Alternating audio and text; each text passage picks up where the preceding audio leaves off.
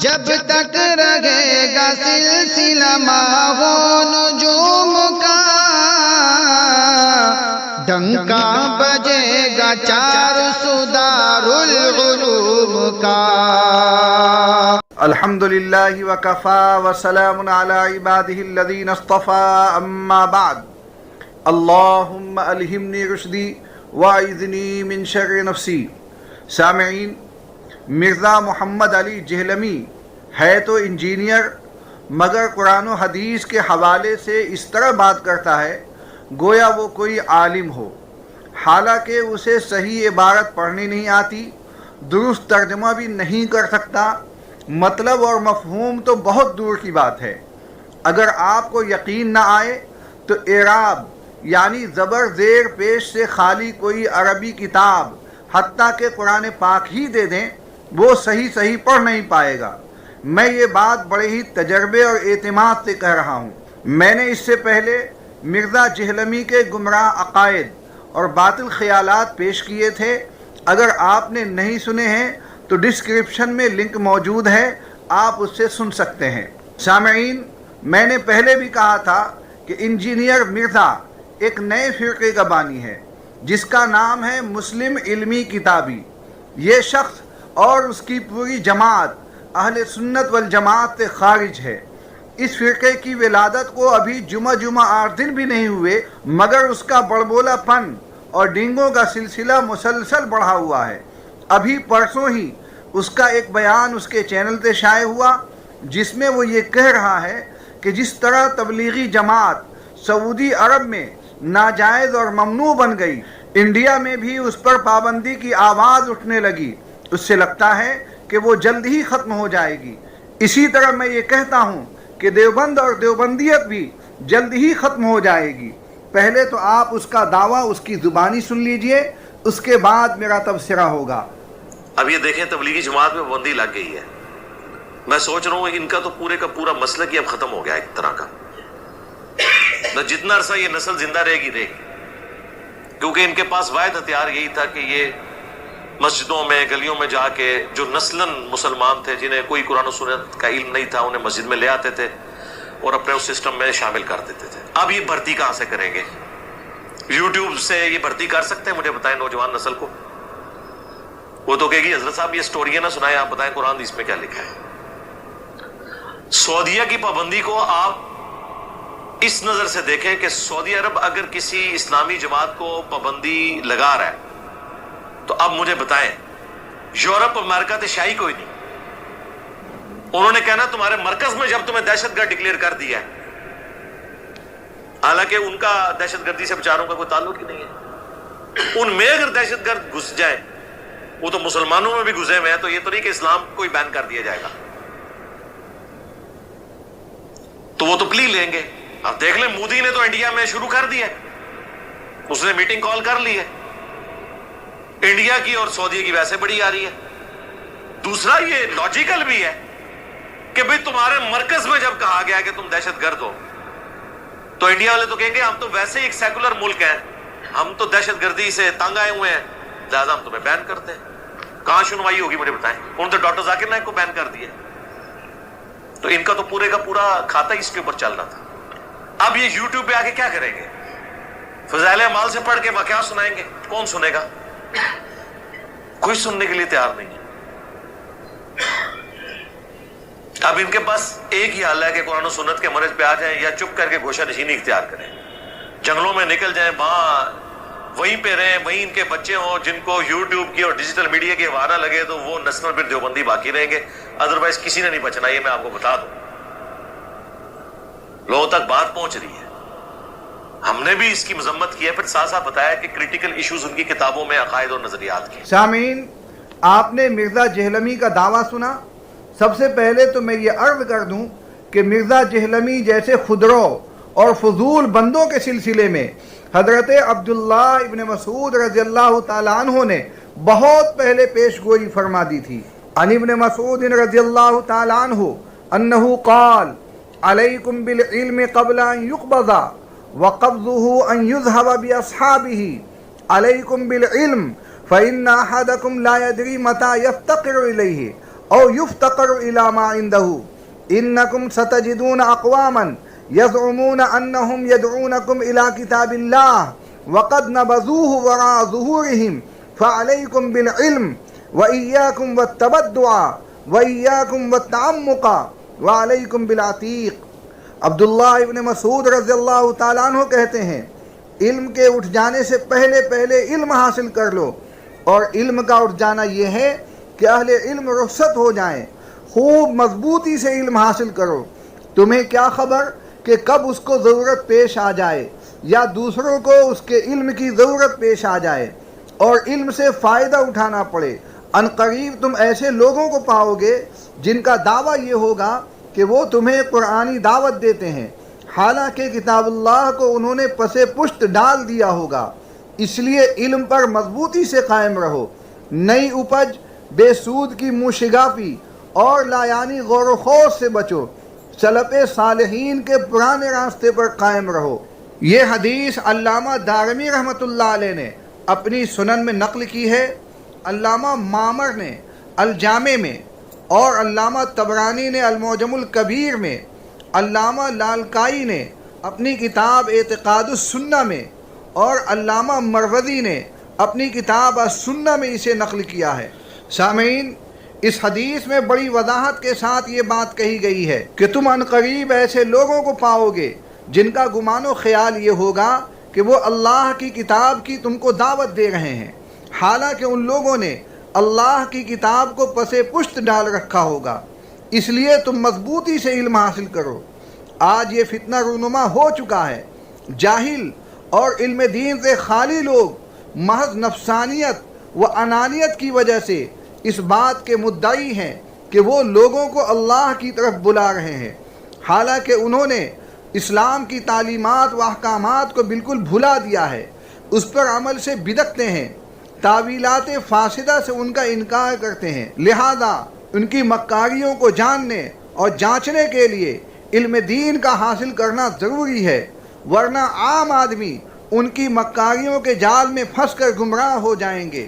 حضرت عبداللہ ابن مسعود رضی اللہ تعالیٰ عنہ نے اسی لیے اس فتنے سے پہلے ہی آگاہ کر دیا تاکہ علم دین حاصل کر کے امت مسلمہ ایسے گمراہ لوگوں کی زد سے بچ سکے. لہذا ان جیسے شردمے قلیلہ اور چپدی کے شوربے جیسے لوگوں کے کہنے سے کچھ بھی ہونے والا نہیں. چمار کی بد دعا سے کسان کا بیل نہیں مر جاتا. سامعین، مرزا جہلمی سعودی عرب میں تبلیغی جماعت پر پابندی لگنے سے کتنا خوش ہے اور کس یقین و اعتماد کے ساتھ دیوبندیت پر پابندی کی پیشگوئی کر رہا ہے وہ آپ نے سماعت کر لیا. سامعین میں جن کی نظر عالمی سیاست پر ہے وہ جانتے ہیں کہ جماعت کے بارے میں غیر مقلدین کی جانب سے سعودی کو خوب ورغلایا گیا، اور یہ پابندی آج کی نہیں ہے بلکہ 40 سال پہلے لگائی گئی ہے. آج تو صرف اس کے سلسلے میں بیداری مہم کے طور پر جمعہ میں خطبہ دینے کا حکم نامہ جاری کیا گیا ہے. غیر مقلدین خلیجی ممالک میں ایک مدت سے حنفیت بلکہ تقلید کے خلاف کام کر رہے ہیں اور سلفی کے لبادے میں اپنا الو سیدھا کر رہے ہیں. آپ کو یاد ہوگا کہ ایک زمانے میں سعودی حکومت کی جانب سے شیخ الہند حضرت مولانا محمود حسن دیوبندی رحمۃ اللہ علیہ کا ترجمہ کلام پاک، مفکر اسلام حضرت مولانا سید ابو الحسن علی ندوی کی کوشش سے شائع کیا گیا تھا، مگر نام نہاد اہل حدیث نے پروپیگنڈا کر کے جلدی ہی اس پر پابندی لگوا دی اور اپنے بڑے پیشوا جناب محمد جونا گڑھی کا ترجمہ بڑی آب و تاب کے ساتھ شائع کرایا. سعودی حکومت پر اگرچہ ان کا اثر ہے مگر ایسا بھی نہیں ہے کہ ان کا ہر مکر اہل حق کے خلاف کارگر ہو جائے گا. یہی وجہ ہے کہ حرمین شریفین کے اماموں نے دارالعلوم دیوبند اور اس کی خدمات کو نہایت خندہ پیشانی سے سراہا. گنبد خضرا ڈھانے کی بات سعودی حکومت کے ابتدائی دور میں بھی بڑی شد و مت کے ساتھ اٹھائی گئی تھی. حکومت سعودیہ حضور صلی اللہ علیہ وسلم کے روضہ اطہر کا گنبد گرا دینے کو تیار تھی. عین اسی موقع پر علماء دیوبند ڈھال بن کر سامنے آئے اور گنبد خضرا آج بھی ان کی برکت سے محفوظ ہے. بانی بریلویت جناب احمد رضا خان بریلوی نے علماء دیوبند پر جھوٹے الزامات لگا کر علماء حرمین شریفین کی خدمت میں پیش کیا، ان بیچاروں نے استفتاء کی روشنی میں اکابر دیوبند پر کفر کا فتویٰ لگا دیا۔ مگر بعد میں پھر کیا ہوا؟ حرمین شریفین کے مفتیان کرام کو جب ان کی حقیقت معلوم ہوئی تو بڑے شرمندہ ہوئے اور علماء دیوبند کے قصیدے پڑھنے لگے۔ در حقیقت دیوبندیت مضبوط، تناور اور پھلدار درخت کا نام ہے۔ اصلھا ثابت و فرعھا فی السماء۔ تبلیغی جماعت دیوبندیت کی ایک پتلی اور ہلکی سی شاخ ہے، اس کے ٹوٹنے سے دیوبندیت کو رائی برابر بھی نقصان نہیں پہنچ سکتا۔ یہ طائفہ منصورہ ہے جو حضور صلی اللہ علیہ وسلم کی پیشگوئی کی بنا پر ہمیشہ رہا اور قیامت تک رہے گا۔ طائفہ منصورہ کے سلسلے میں پیغمبر صلی اللہ علیہ وسلم کی یہ حدیث سن لیجئے۔ عن معاویہ رضی اللہ تعالی عنہ قال سمعت النبی صلی اللہ علیہ وسلم یقول لا يزال من امتی امت قائمت بامر اللہ لا يضرهم من خذلهم ولا من خالفهم حتى يأتي امر اللہ وهم على ذلك۔ حضرت معاویہ کہتے ہیں کہ میں نے نبی پاک صلی اللہ علیہ وسلم سے سنا کہ آپ صلی اللہ علیہ وسلم فرماتے تھے کہ میری امت میں ایک جماعت ہمیشہ اللہ تعالیٰ کے حکم پر قائم رہے گی، انہیں کوئی نقصان نہیں پہنچا سکے گا، نہ ان کی مدد سے دستکش ہونے والے، نہ ان کی مخالفت کرنے والے، یہاں تک کہ اللہ تعالیٰ کا وعدہ یعنی قیامت آ جائے گی اور یہ حمایت حق پر قائم ہوں گے۔ اس حدیث کو بہت سے محدثین نے اپنی کتابوں میں جگہ دی ہے۔ امام بخاری نے مناقب میں اسے نقل کیا ہے، امام مسلم نے بھی اپنی کتاب میں اسے لکھا ہے، امام احمد نے اپنی مسند میں اسے نقل کیا ہے، علامہ ابن جارود نے اپنی کتاب المنتقی میں اسے لکھا ہے، مسند ابو عوانہ میں بھی یہ حدیث موجود ہے، امام ترمذی نے بھی اس حدیث کو نقل کیا ہے، علامہ طبرانی نے الاوسط میں، علامہ بزار نے اپنی مسند میں، علامہ طبرانی نے المعجم الکبیر میں، اور بھی کئی محدثین نے اپنی اپنی کتابوں میں اسے جگہ دی ہے۔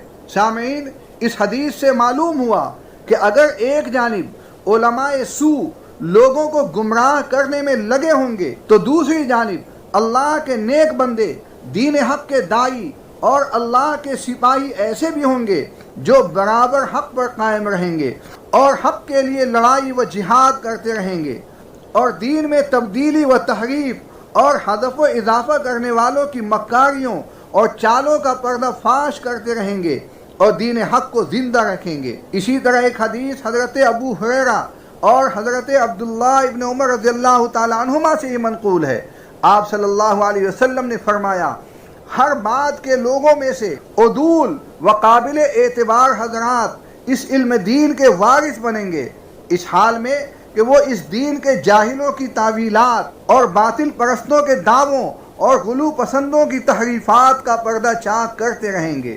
سامعین، بہت سے لوگ یہ سمجھتے ہیں کہ دیوبندیت کسی نئے مکتب فکر اور کسی جدید فرقے کا نام ہے، یہ ان کی غلط فہمی ہے۔ دیوبندیت نام ہے حضور صلی اللہ علیہ وسلم کے مشن کے امتداد اور تسلسل کا، صحابہ کے نقوش قدم اور اسلام کی مکمل ترجمانی کا۔ جو جماعت اہل سنت والجماعت کہلاتی ہے اسی کو فرقہ ناجیہ بھی کہا جاتا ہے، اسی کو اہل دیوبند بھی کہا جاتا ہے۔ دیوبند اس امانت کا وارث ہے جسے پیغمبر صلی اللہ علیہ وسلم اپنے صحابہ کو سونپ کر گئے تھے، اس کا اصلی نام اہل سنت والجماعت ہی ہے۔